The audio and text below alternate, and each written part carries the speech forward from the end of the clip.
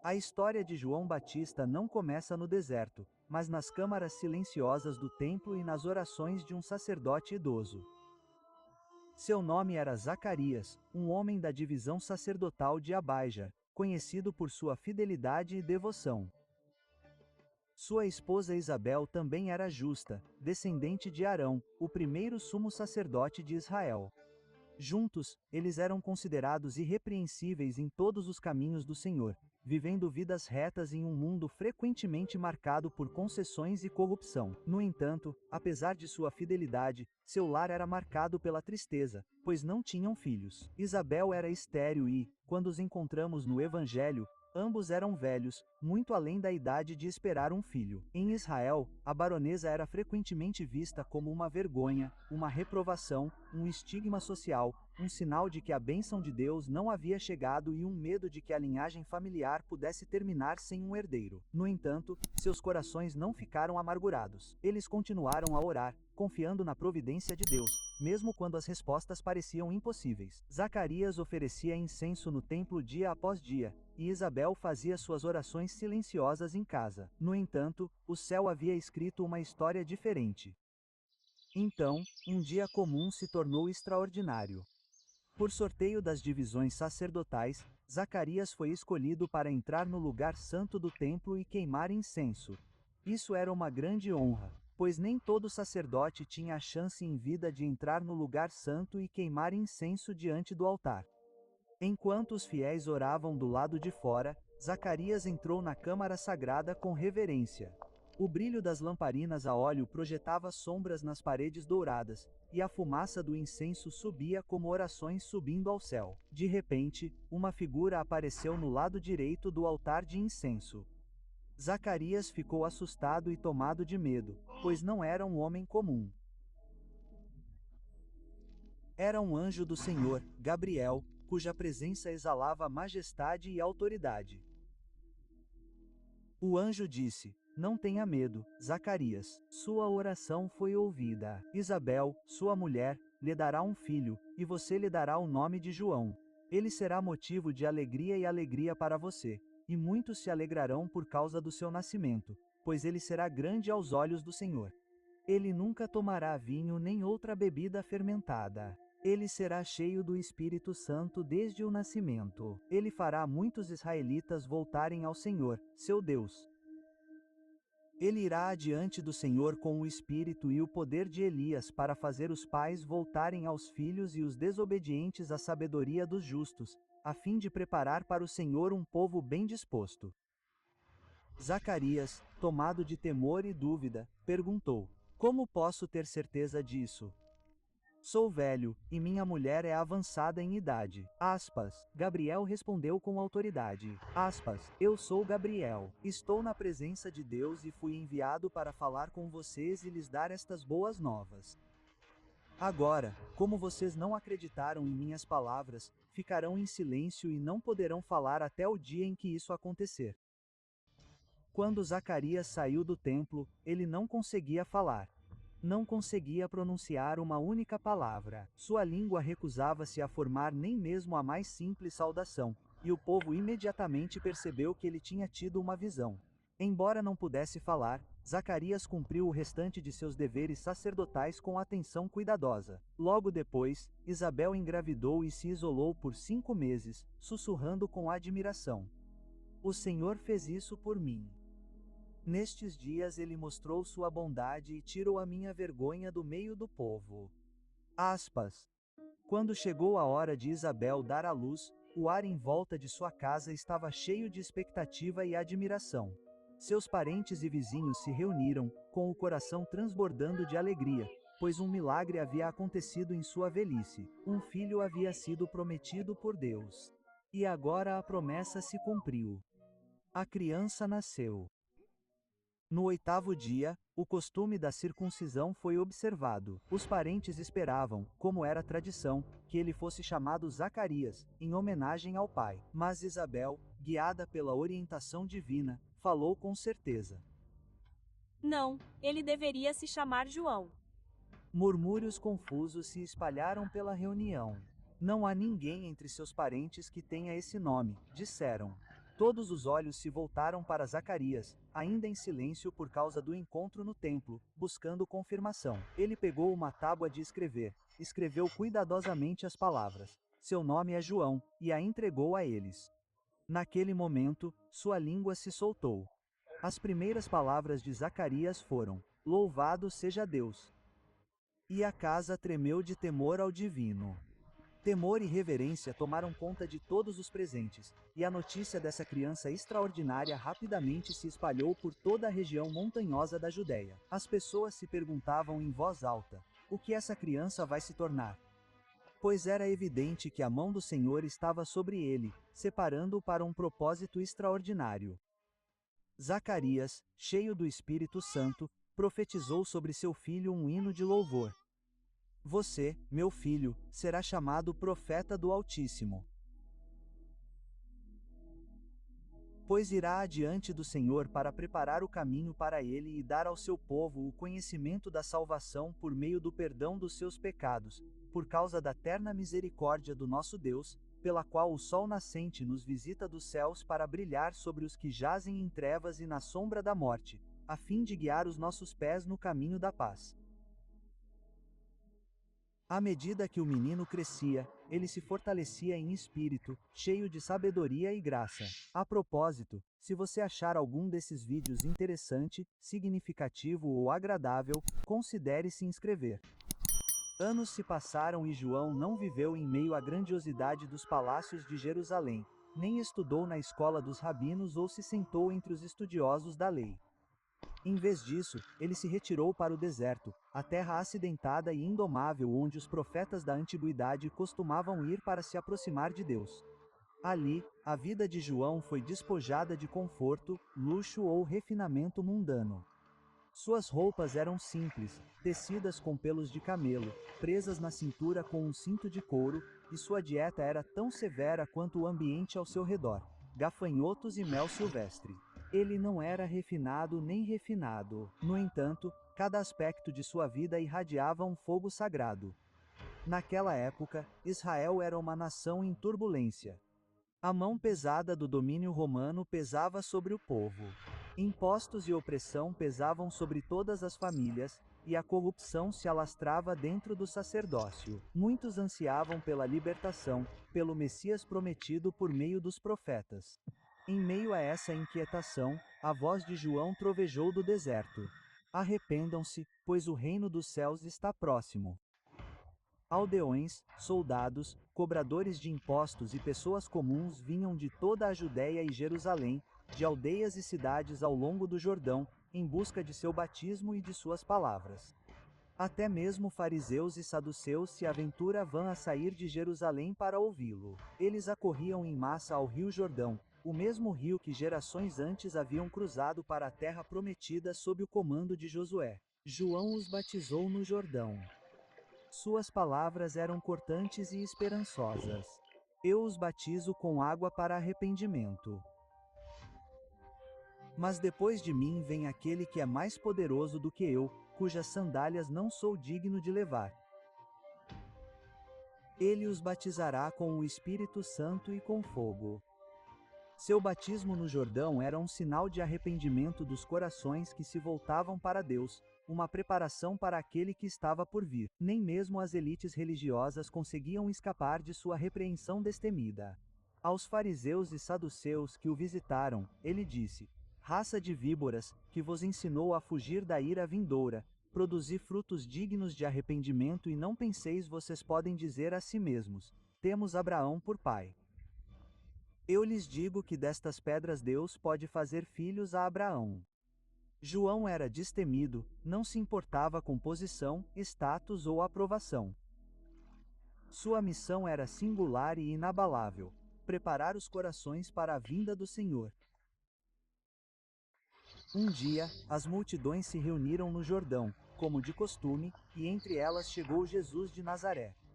A notícia de sua vinda se espalhou, e João imediatamente o reconheceu: não apenas como mais um buscador, mas como o Messias há muito esperado, aquele para quem seu ministério vinha se preparando o tempo todo. Um momento de hesitação tomou conta de João, pois ele entendeu a gravidade do que estava prestes a acontecer. Com reverência e admiração, ele disse a Jesus: Eu preciso ser batizado por ti, e tu vens a mim? A resposta de Jesus foi calma, mas cheia de autoridade divina. Que assim seja agora. É apropriado que façamos isso, para cumprir toda a justiça. Embora surpreso, João se submeteu. Ele conduziu Jesus até as águas correntes do Jordão. Ao ser batizado, Jesus desceu ao rio com solene dignidade. E quando emergiu, os próprios céus pareceram responder. O firmamento se abriu amplamente sobre ele. O Espírito de Deus desceu de forma visível, suave, porém inconfundível, como uma pomba pousando sobre ele. E do céu uma voz ecoou por sobre o rio e sobre as colinas do deserto: Este é o meu filho amado, nele me comprazo. O momento foi profundo, o ápice do ministério de João. Mais tarde, João Batista testemunhou com clareza e admiração: Eu vi o Espírito descer do céu como uma pomba e pousar sobre ele, e eu mesmo não o conhecia. Mas aquele que me enviou para batizar com água me disse: Aquele sobre quem você vir o Espírito descer e pousar é o que batizará com o Espírito Santo. Eu vi e testifico que este é o escolhido de Deus. O mundo testemunhou a revelação pública do Filho de Deus, e a missão de João Batista de preparar o caminho ao longo da vida foi cumprida na gloriosa confirmação. Certo dia, João estava com 2 de seus discípulos perto do Jordão. Enquanto eles observavam, Jesus de Nazaré se aproximou, caminhando com calma e autoridade. João voltou-se para seus discípulos e, com clareza inabalável, proclamou: Eis o Cordeiro de Deus. Os 2 discípulos, impressionados com o poder da declaração de João, pararam por apenas um momento. Seus corações reconheceram que ali estava aquele para quem João havia apontado o tempo todo, o cumprimento de toda esperança e promessa. Sem hesitar, eles deixaram João e começaram a seguir Jesus. Eles o seguiram não porque João havia ordenado, mas porque o Espírito havia aberto seus olhos para a verdade que João havia testemunhado há muito tempo. Este era o enviado do céu, o Salvador de Israel e do mundo.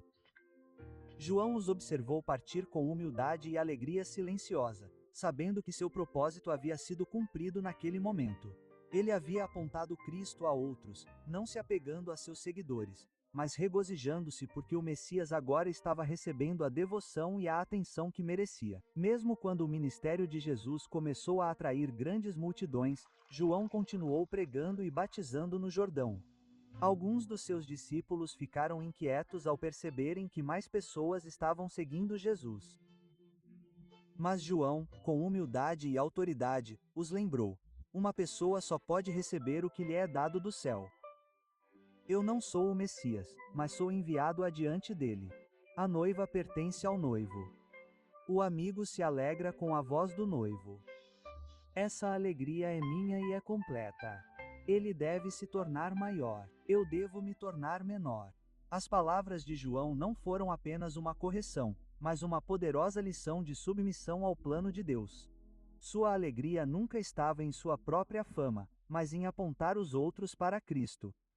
A pregação destemida de João e seu chamado intransigente à justiça acabaram por colocá-lo em conflito com os governantes de sua época. Entre eles estava Herodes Antipo, o tetrarca da Galileia. Com ousadia, sem medo das consequências, João o confrontou.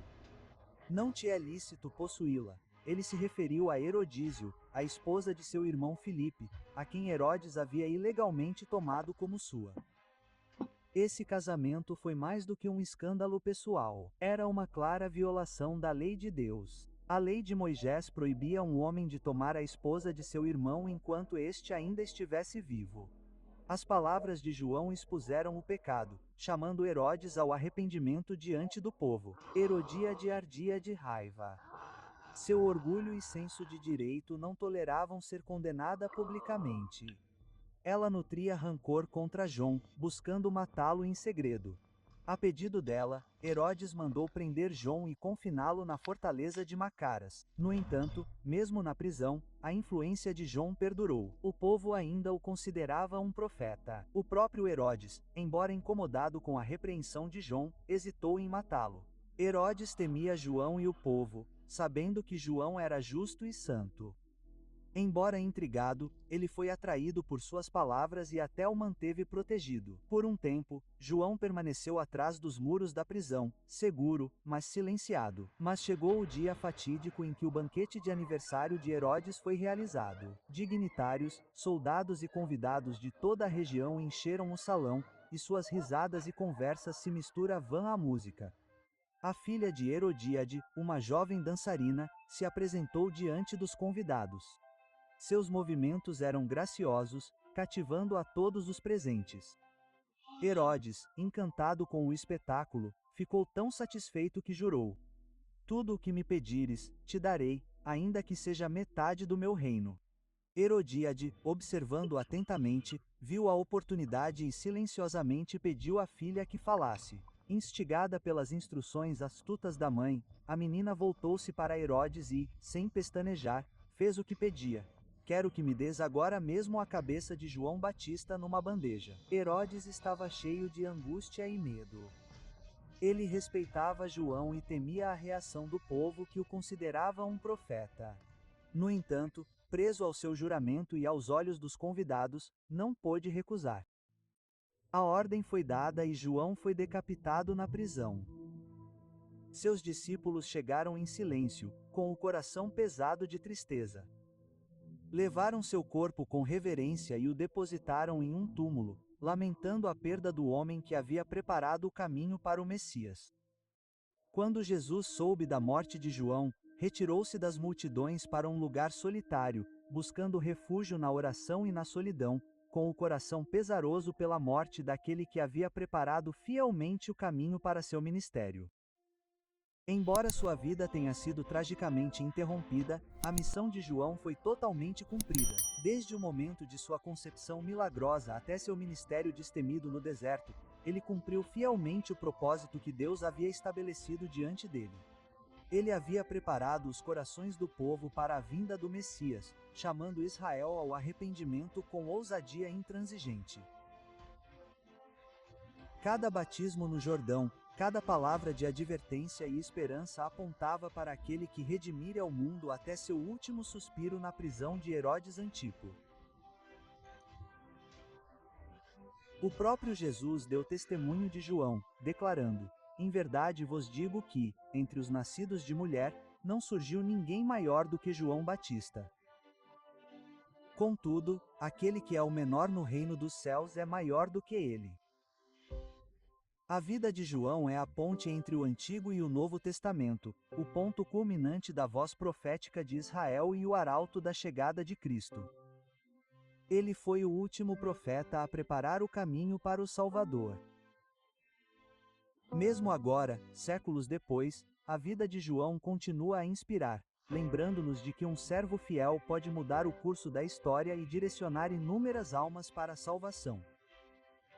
A vida de João fala poderosamente para nós no mundo moderno. Em uma época em que o comprometimento e o medo são muitas vezes mais fáceis do que a verdade, João nos lembra que coragem, integridade e obediência a Deus são mais importantes do que tudo.